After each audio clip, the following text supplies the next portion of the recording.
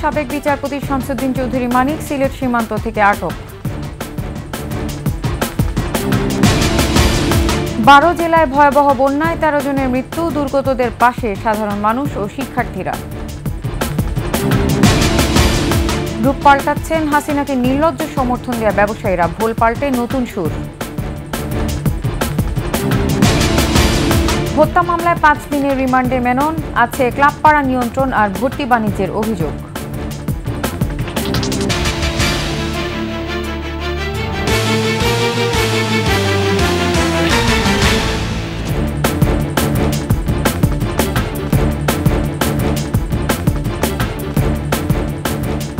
শুনছিলেন first security ইসলামী bank পিএলসির সংবাদ শিরোনাম। আমন্ত্রণ জানাচ্ছি 21 সংবাদে, সাথে আছি আমি নার্গিস মুজিদিমা। দর্শক, 21 টেলিভিশনের সংবাদ একই সাথে সরাসরি দেখতে পাবেন আমাদের ফেসবুক পেজ www.facebook.com/2124 অনলাইনে। এছাড়া সাবস্ক্রাইব করতে পারেন www.youtube.com/21etv চ্যানেলে। সুপ্রিম কোর্টের বিতর্কিত সাবেক বিচারপতি শামসুদ্দিন চৌধুরী মানিককে আটক করেছে বর্ডার গার্ড বাংলাদেশ বিজিবি। শুক্রবার রাত 10:30টার দিকে সিলেটের কানাইঘাট উপজেলার সীমান্তবর্তী দোনা এলাকা থেকে তাকে আটক করা হয়। সিলেট বিভাগীয় প্রতিনিধি ওয়েস খসরুর সহায়তায় ডেস্ক রিপোর্ট।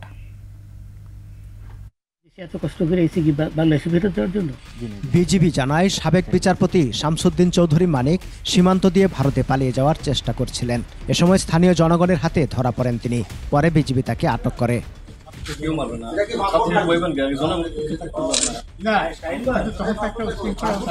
বিএনপির প্রতিষ্ঠাতা ও সাবেক রাষ্ট্রপতি জিয়াউর রহমান সম্পর্কে আপত্তিকর মন্তব্য করায় মানিকের বিরুদ্ধে গত 19 আগস্ট নোয়াখালীর আদালতে মামলা হয়। জাতীয়তাবাদী কৃষক দলের কেন্দ্রীয় কমিটির সাংগঠনিক সম্পাদক রবিউল হাসান পলাশ বাদী হয়ে নোয়াখালীর সিনিয়র জুডিশিয়াল ম্যাজিস্ট্রেট 1 নম্বর আমলি আদালতে মামলাটি করেন। মামলা সূত্রে জানা যায়, জিয়াউর রহমান সম্পর্কে আপত্তিকর মন্তব্য করেন সাবেক বিচারপতি শামসুদ্দিন চৌধুরী মানিক। তিনি বলেছিলেন, জিয়াউর রহমান মুক্তিযোদ্ধা ছিলেন না, ছিলেন পাকিস্তানের চর। জিয়াউর রহমানের ব্যক্তিগত ও রাজনৈতিক পরিচয়ে মিথ্যাচার সহ কালিমা লেপনের হীন উদ্দেশ্যে ইচ্ছাকৃতভাবে মানহানিকর বক্তব্য দেন তিনি, যা প্রিন্ট, ইলেকট্রনিক ও সোশ্যাল মিডিয়ায় প্রচারিত হয়। হাতে অস্ত্র ছিল? অবশ্যই ছিল। আমি কি অন্ধ মানুষ? তার হাতে লাঠি সোটা ছিল, আমি নিজে দেখেছি। যে অবস্থায় কথা শুনে মনে হচ্ছে না। শুনেন, ডোন্ট প্লিজ এই ধরনের রাবিশ কথা বলবেন না আমার সাথে। গত জুলাই মাসে ছাত্র আন্দোলনের সময় চ্যানেল আইতে প্রচারিত টকশোতে মানিক অদ্যত্ত ও কুরুচিপূর্ণ নারী বিদ্বেষী অপমানজনক বক্তব্য ও আচরণ করেন, যা সোশ্যাল মিডিয়াতে ভাইরাল হয়। আপনার লজ্জা হওয়া উচিত। সমর ইসলাম, ডেস্ক রিপোর্ট, 21 টেলিভিশন। সাবেক চিফ হুইপ ও আওয়ামী লীগ নেতা আসম ফিরোজকে গ্রেফতার করেছে পুলিশ। শুক্রবার সন্ধ্যায় বনানী থেকে তাকে গ্রেফতার করা হয়। আসম ফিরোজ পটুয়াখালী 2 এবং 6 আসন থেকে 8 বার আওয়ামী লীগের সংসদ সদস্য নির্বাচিত হন। এছাড়া 10ম জাতীয় সংসদের চিফ হুইপের দায়িত্ব পালন করেন আসম ফিরোজ। বর্তমানে মার্কেন্টাইল ব্যাংকের পরিচালক তিনি।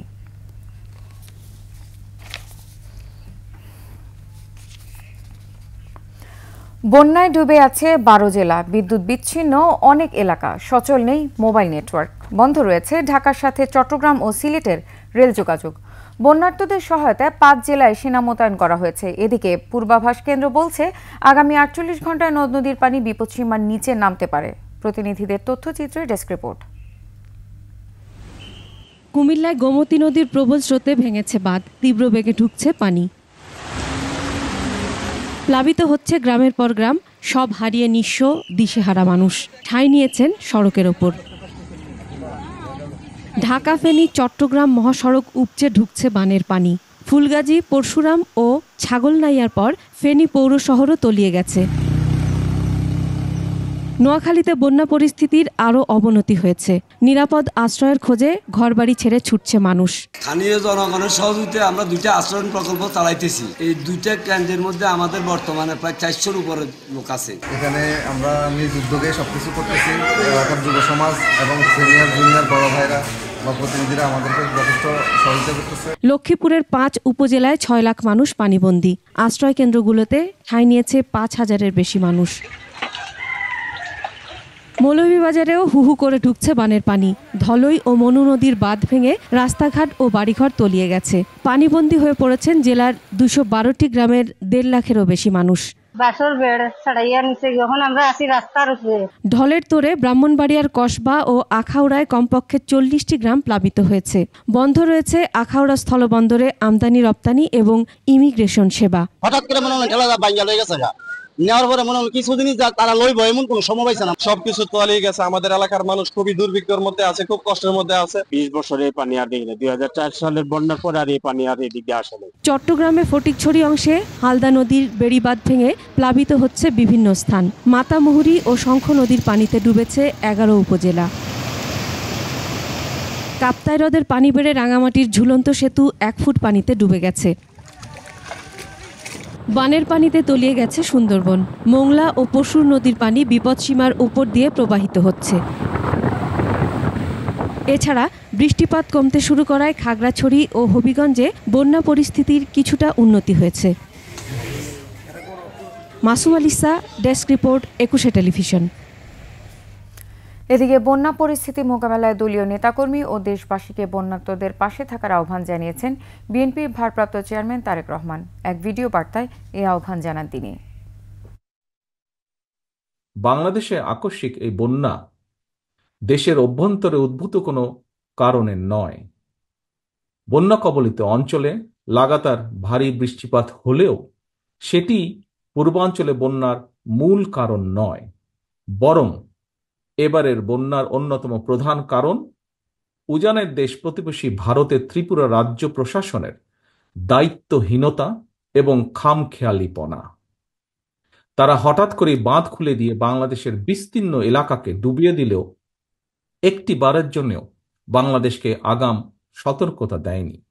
ফলে আকস্মিক বন্যার দেশের বিস্তীর্ণ এলাকা ভাসিয়ে নিলেও পরিস্থিতি মোকাবেলায় বাংলাদেশ সামান্য একটি প্রস্তুতির নেবার সুযোগ পর্যন্ত পায়নি। বন্যা কবলিত এলাকার মানুষের প্রতি সহায়তার হাত বাড়িয়ে দিন। বন্যা কবলিত অঞ্চলে খাদ্য, বস্ত্র, চিকিৎসা এবং ওষুধের সহায়তা দিন, ব্যবস্থা করুন। তাদের নিরাপত্তায় পাশে দাঁড়ান। নেতাকর্মীদের প্রতি আরও একটি বিষয় বিশেষভাবে সতর্ক থাকার আহ্বান জানাই। 11 জেলায় এ পর্যন্ত মারা গেছে 13 জন, আর ক্ষতিগ্রস্ত মানুষের সংখ্যা প্রায় 45 লাখ বলে জানিয়েছেন দুর্যোগ ব্যবস্থাপনা ও ত্রাণ মন্ত্রণালয়ের সচিব কামরুল হাসান। সচিবালয় ব্রিফিংয়ে তিনি জানান, দুর্গতদের এখন পর্যন্ত 3,52 লাখ নগদ অর্থ সহায়তা দেওয়া হয়েছে। এছাড়া 20,150 টন চাল আর 15,000 প্যাকেট শুকনো খাবার বরাদ্দ দেওয়া হয়েছে। দুর্গত এলাকা থেকে 1,88,000-এর বেশি মানুষকে আশ্রয়কেন্দ্রে সরিয়ে নেওয়া হয়েছে।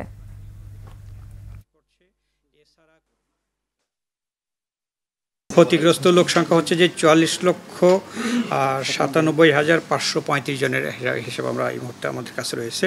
আর পরিবার যদি বলেন সেক্ষেত্রে হলো যে 11 জেলায় 8,87,629 জন পর্যন্ত মৃতের যে আমরা সব মোট তালিকা পেয়েছি।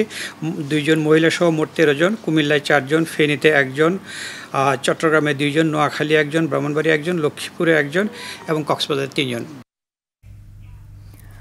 বন্যা দুর্গতদের পাশে দাঁড়িয়েছে বৈষম্য বিরোধী ছাত্র আন্দোলন। এই দুর্যোগ মোকাবেলায় দলমত নির্বিশেষে সবাইকে এগিয়ে আসার আহ্বান জানিয়েছে তারা।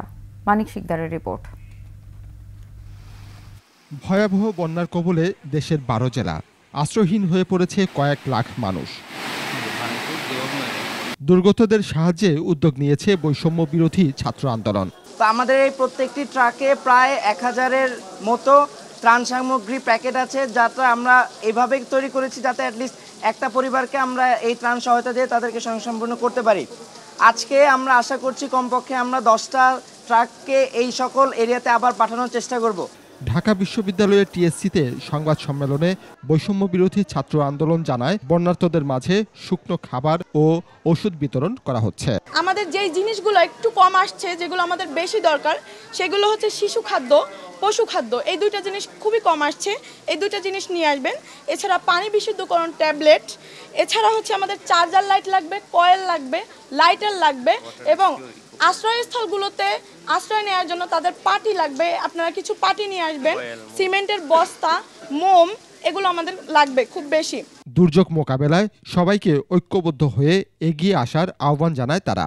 আমাদের যে ত্রাণ সংগ্রহ কর্মসূচি চলছে সেটাকে আপনারা কন্ট্রিবিউট করেন যতটুকু পারেন। আমরা যে ক্রান্তিকাল পার করছি, যে দুর্যোগপূর্ণ সময়টি পার করছি। এটা দেশে বিদেশে সকল ধরনের বাঙালি যারা বাংলাদেশে যারা রয়েছেন তারা ঐক্যবদ্ধভাবে সাপোর্ট করেন। আমরা আপনাদের সাপোর্ট পেলেই আমরা এই দুর্যোগটাকে কাটিয়ে উঠতে পারব। ক্ষতিগ্রস্ত জেলাগুলোতে সকাল 10টা থেকে রাত 8টা পর্যন্ত এই ত্রাণ বিতরণ কার্যক্রম চলবে। মানিক শিকদার, 21 টেলিভিশন, ঢাকা। শেখ হাসিনা সহ তার সরকারের ঊর্ধ্বতনদের বিরুদ্ধে রাজধানীর বাড্ডা থানায় আরও 2টি মামলা দায়ের করা হয়েছে। এক মামলায় 49 জন এবং আরেকটিতে 161 জনকে আসামি করা হয়েছে বলে জানিয়েছেন বাড্ডা থানার ভারপ্রাপ্ত কর্মকর্তা সাইফুল ইসলাম। বৃহস্পতিবার বিকেলে 2 পরিবার পৃথকভাবে মামলাগুলো দায়ের করেন। ছাত্র জনতার আন্দোলনে 2 পরিবারের 2 জন সদস্য নিহত হয়।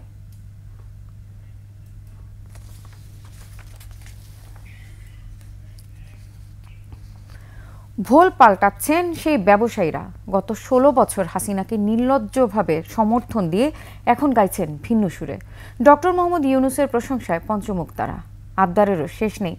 আকবর হোসেন সুমনের রিপোর্ট।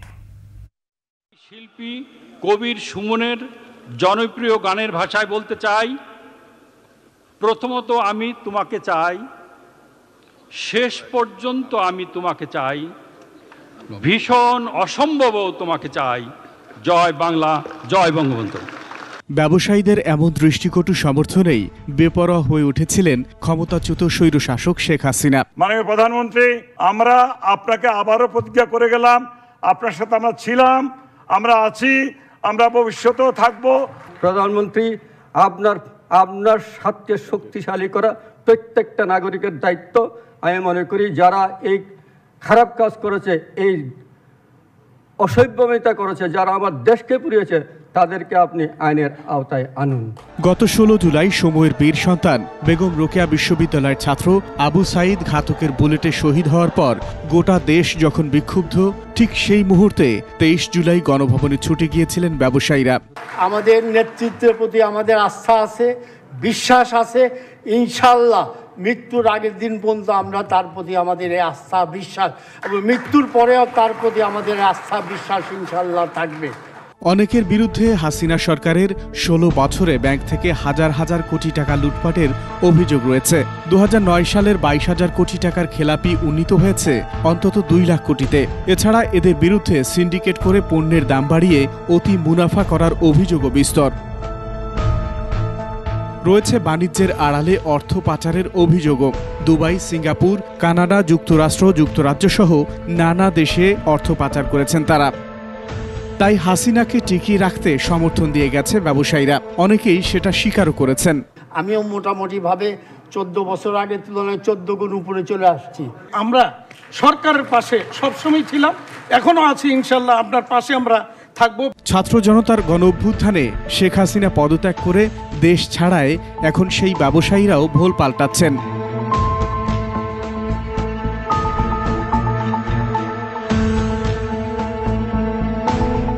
আমি যদি বিপদে পড়ি, police is not available, with hmm I will contact, এই ব্যাপারগুলো তার কাছে তুলে ধরা হয়েছে। তো উনি ওই ব্যাপারে আশ্বস্ত করেছেন। আজকের যে ক্রাইসিস, এই ক্রাইসিসে আমি মনে করি ব্যবসায়ীদেরকে এক জায়গায় থাকতে হবে। আর আপনারা বলেন যে আমরা একসঙ্গে চলবো, অর্চম, আমরা মিথ্যা কথা বলছি, একদম মিথ্যা কথা বলছি। এখনো আমাদের দলীয় পরিচয় থেকে আমরা বের হতে পারি। এখনো কে জামাত, কে আওয়ামী লীগ, কে বিএনপি, আর এখন বলছেন যে এই সরকার স্বল্পকালীন সরকার খুব ভালো। বিশ্লেষকরা বলছেন জার্সি বদল করে হাসিনার অলিগার্করা যেন পুরনো খেলায় মেতে উঠতে না পারেন, সে বিষয়ে অন্তর্বর্তী সরকারকে সজাগ থাকতে হবে। আকবর হোসেন সুমন, 21 টেলিভিশন, ঢাকা। ব্যবসায়ী আব্দুল ওয়াদুদ হত্যা মামলায় ওয়ার্কার্স পার্টির সভাপতি রাশেদ খান মেননকে 5 দিনের রিমান্ড দিয়েছে আদালত। একই সময়ে লালবাগ থানার আরেকটি হত্যা মামলায় লালবাগের সাবেক কাউন্সিলর হাসিবুর রহমান মানিক এবং ত্রাণ মন্ত্রণালয়ের সাবেক সচিব শাহ কামালকেও 5 দিনের রিমান্ড দেওয়া হয়েছে। মাহতাব মিনহাজের প্রতিবেদন। নিউ মার্কেট এলাকায় ব্যবসায়ী আব্দুল ওয়াদুদ হত্যা মামলায় ওয়ার্কার্স পার্টির সভাপতি রাশেদ খান মেননকে শুক্রবার বিকালে আদালতে আনা হয়। সে সময় আদালত চত্বরে ছিল কড়া নিরাপত্তা। তদন্ত কর্মকর্তা 10 দিনের রিমান্ড আবেদন করেন। উভয় পক্ষের শুনানি শেষে ঢাকার মেট্রোপলিটন ম্যাজিস্ট্রেট মোহাম্মদ আলী হায়দারের আদালত 5 দিনের রিমান্ড মঞ্জুর করেন। নিউ মার্কেটের নীলক্ষেত মোড়ে ছাত্র জনতার উপরে পুলিশ গুলিবর্ষণ করে এবং এই গুলিবর্ষণ করে সেখানে আব্দুল ওয়াদুদ নামে একজন আন্দোলনকারীকে পুলিশ গুলি করে হত্যা করা হয়। বিজ্ঞ আদালত তার বক্তব্য শুনলেন এবং আমরা কোর্ট অফিসার হিসাবে তাকে আমরা প্রসিকিউশনকে আমরা উপস্থিত সহায়তা করি। পরবর্তীতে এই আসামিদের পক্ষে আইনজীবী তারাও তাদের বক্তব্য রাখেন। তারা তাদের বক্তব্য রাখার পর বিজ্ঞ আদালত উভয় পক্ষের বক্তব্য শোনার পর এই আসামির বিরুদ্ধে প্রাথমিক তদন্তে এই ঘটনার সঙ্গে জড়িত প্রতিমান হওয়ায় এবং তদন্তকারী কর্মকর্তার আবেদনের প্রেক্ষিতে এই আসামিকে আর 5 দিনের রিমান্ড মঞ্জুর করেন। শুনানি চলাকালে আদালত চত্বরে বিএনপিপন্থী আইনজীবীরা মেননের বিরুদ্ধে বিক্ষোভ করেন। বৃহস্পতিবার রাশেদ খান মেননকে গ্রেফতার করা হয়। মাহতাব মিনহাজ, 21 টেলিভিশন, ঢাকা। সমাজতন্ত্র প্রতিষ্ঠার রাজনীতি করলেও শেষ পর্যন্ত নীতি ধরে রাখতে পারেননি ওয়ার্কার্স পার্টির সভাপতি রাশেদ খান মেনন। 3 দফায় মতিঝিল ও রমনা এলাকায় সংসদ সদস্য ছিলেন তিনি। এ সময় ক্লাব পাড়া নিয়ন্ত্রণ ও স্কুল কলেজের ভর্তি বাণিজ্য নিয়ে অভিযোগ ওঠে মেননের বিরুদ্ধে। ছাত্র জনতার আন্দোলন কঠোরভাবে দমনে শেখ হাসিনাকে পরামর্শদাতাদের একজন ছিলেন রাশেদ খান মেনন। প্রণব চক্রবর্তীর রিপোর্ট। গত 29 জুলাই তৎকালীন প্রধানমন্ত্রী শেখ হাসিনা তার সরকারি বাসভবন গণভবনে 14 দলের শীর্ষ নেতাদের সাথে বৈঠক করেন। ওই বৈঠকে ওয়ার্কার্স পার্টির সভাপতি রাশেদ খান মেনন, জাসদ সভাপতি হাসানুল হক ইনু, সাম্যবাদী দলের সাধারণ সম্পাদক দিলীপ বড়ুয়া সহ উপস্থিত ছিলেন অন্য আরও অনেকে। বাংলাদেশের যে ঘটনাগুলি ঘটছে আসলে এটা তো রাজনীতি কিছু না, এটা সম্পূর্ণ জঙ্গিবাদী কাজ। বৈঠকে রাশেদ খান মেনন ও হাসানুল হক ইনুর আহ্বান ছিল ছাত্র জনতার আন্দোলন দমনে আরও কঠোর হওয়ার। দেশব্যাপী কারফিউ জারির পরামর্শও ছিল তাদেরই। তবে আন্দোলন দমন করতে পারেনি শেখ হাসিনা সরকার। 5 আগস্ট পতনের পর শেখ হাসিনাকে যারা কঠোর হওয়ার পরামর্শ দিয়েছিলেন একে একে গ্রেফতার হচ্ছেন তারা। এরই ধারাবাহিকতায় বৃহস্পতিবার বিকেলে রাজধানীর বনানী এলাকা থেকে হত্যা মামলায় গ্রেফতার হন ওয়ার্কার্স পার্টির সভাপতি রাশেদ খান মেনন। নবম, দশম ও একাদশ জাতীয় সংসদ নির্বাচনে ঢাকা 8 আসনের সংসদ সদস্য ছিলেন রাশেদ খান মেনন। এ সময় মতিঝিলের ক্লাবপাড়া, ভিকারুন্নেসা নুন school and college, ideal school and কলেজের মতো শিক্ষা প্রতিষ্ঠানে ভর্তি বাণিজ্য সহ নানা অনিয়ম, দুর্নীতির অভিযোগ উঠে আসে রাশেদ খান মেননের বিরুদ্ধে। সিনোকিং হিসেবে খ্যাত যুবলীগ নেতা ইসমাইল হোসেন সম্রাট ও খালেদ মাহমুদ ভূঁইয়া ছিলেন রাশেদ খান মেননের ডান হাত। সম্রাট ও খালেদ দুজনই ছাত্র জনতার আন্দোলন দমনে ছিলেন মারমুখী ভূমিকায়। সমাজতন্ত্র প্রতিষ্ঠার নামে রাজনীতি করা রাশেদ খান মেনন শেষ পর্যন্ত বিচ্যুত হয়েছিলেন বলেই জানাচ্ছেন তার এক সময়ের সহযোদ্ধারা। উনি 14 দলীয় জোটের থেকে নির্বাচিত এমপি ছিলেন এবং মন্ত্রিসভার সদস্য ছিলেন। শাসক দলের শরিক দলের নেতা হিসাবে রাশেদ খান মেননরা যে বিবেচনা করছে আমরা সেটাকে ভুল কৌশল হিসাবে মনে করি, এটাকে অপকৌশল হিসাবে আমরা মনে করি।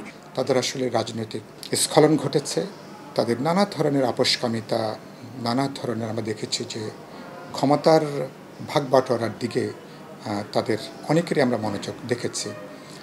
এটা শুরু হয়েছে অনেক আগে থেকে। দুর্নীতির প্রমাণ মিললে শাস্তি নিশ্চিত করার আহ্বানও তাদের। যে মানুষরা নতুন প্রজন্মকে উদ্বুদ্ধ করবে, অনুপ্রাণিত করবে, একটা আদর্শের বাতিঘর হয়ে উঠবে, একটা আদর্শের প্রতীক হয়ে উঠবে, সেই মানুষরা যখন এই ধরনের নানা অপতৎপরতার সঙ্গে যুক্ত হয়ে পড়েন, মানুষের স্বপ্নগুলো ভেঙে যায়, আশাগুলো ভেঙে যায়। শেখ হাসিনা পতনের পর দায়িত্বে অন্তর্বর্তী সরকার। এই সরকার সুশাসন প্রতিষ্ঠা করবে, দুর্নীতিবাজরা গ্রেপ্তার হবে, দুর্নীতিমুক্ত হবে দেশ, এমন প্রত্যাশাও করছেন এই রাজনীতিকরা। বিপ্লবী রূপান্তরেরও একটা সুযোগ সম্ভব। প্রণব চক্রবর্তী, 21 টেলিভিশন, ঢাকা। ব্যবসায়ী গোষ্ঠী এস আলম গ্রুপের চেয়ারম্যান মোহাম্মদ সাইফুল আলম এবং তার 2 ছেলের বিরুদ্ধে হত্যা মামলা করা হয়েছে। রাজধানীর মোহাম্মদপুরের আদাবর থানায় মামলাটি করা হয়। পুলিশ জানিয়েছে, মামলার বাদী রফিকুল ইসলাম এজাহারে পরিকল্পিতভাবে ষড়যন্ত্র করে উস্কানি দিয়ে খুনের অভিযোগ আনেন।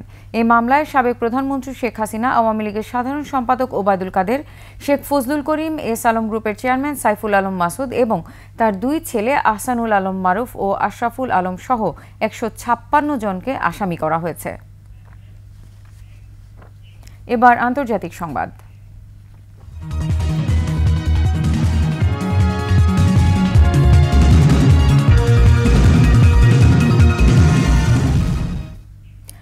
যুক্তরাষ্ট্রের প্রেসিডেন্ট নির্বাচনে ডেমোক্রেটিক পার্টির প্রার্থী হিসেবে আনুষ্ঠানিকভাবে দলীয় মনোনয়ন গ্রহণ করেছেন বর্তমান ভাইস প্রেসিডেন্ট কমলা হ্যারিস।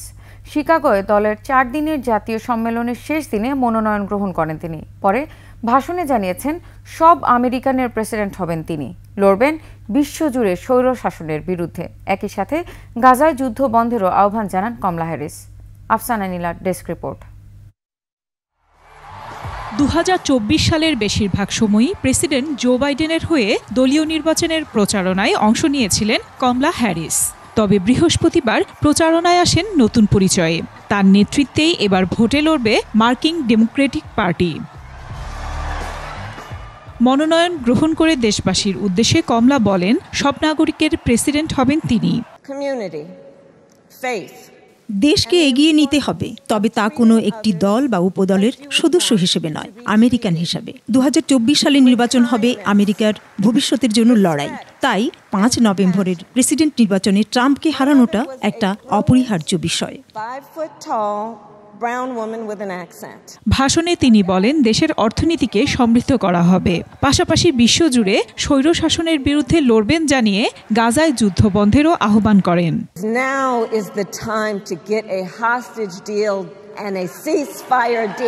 যুক্তরাষ্ট্রের ঘনিষ্ঠ মিত্র ইসরায়েলকে রক্ষা করা হবে, তবে গাজায় জিম্মিদের ফেরানো আর চুক্তি ও যুদ্ধবিরতির সময় এখন। এদিকে রিপাবলিকান প্রেসিডেন্ট মনোনীত প্রার্থী ডোনাল্ড ট্রাম্প হ্যারিসের বক্তৃতার সমালোচনা করে ট্রুথ সোশ্যালে লিখেছেন, তিনি যেসব বিষয়ে অভিযোগ করেছেন সেসব বিষয়ে তিনি কেন এতদিন কিছুই করেননি। আগামী 5 নভেম্বর যুক্তরাষ্ট্রের প্রেসিডেন্ট নির্বাচন হবে। নির্বাচনে কমলার প্রতিপক্ষ রিপাবলিকান পার্টির প্রার্থী সাবেক প্রেসিডেন্ট ট্রাম্প। প্রথম কৃষ্ণাঙ্গ নারী এবং প্রথম দক্ষিণ এশীয় নারী হিসেবে মার্কিন রাজনৈতিক দলের জন্য বড় চমক 59 বছর বয়সী কমলা হ্যারিস। যদি ট্রাম্পকে পরাজিত করতে পারেন, তবে তিনিই হবেন আমেরিকান প্রথম নারী প্রেসিডেন্ট।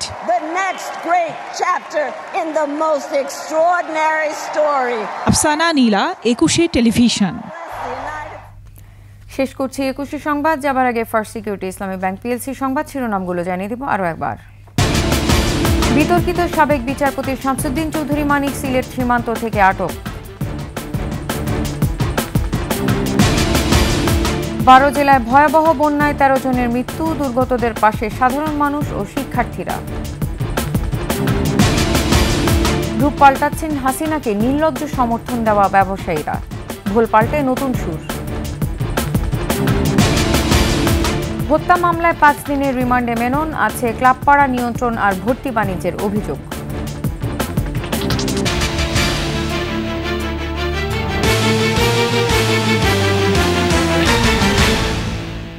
সর্বশেষ সংবাদ জানতে ডায়াল করুন 2021 নম্বরে আর ভিজিট করুন 21tv.com ওয়েবসাইটে। এছাড়া ফেসবুকে ভিজিট করতে পারেন www.facebook.com/2124 অনলাইনে। সাবস্ক্রাইব করতে পারেন www.youtube.com/21etv চ্যানেলে। এতক্ষণ সঙ্গে থাকার জন্য ধন্যবাদ। পরবর্তী সংবাদ দেখার আমন্ত্রণ রইল। 21-এর সাথেই থাকুন।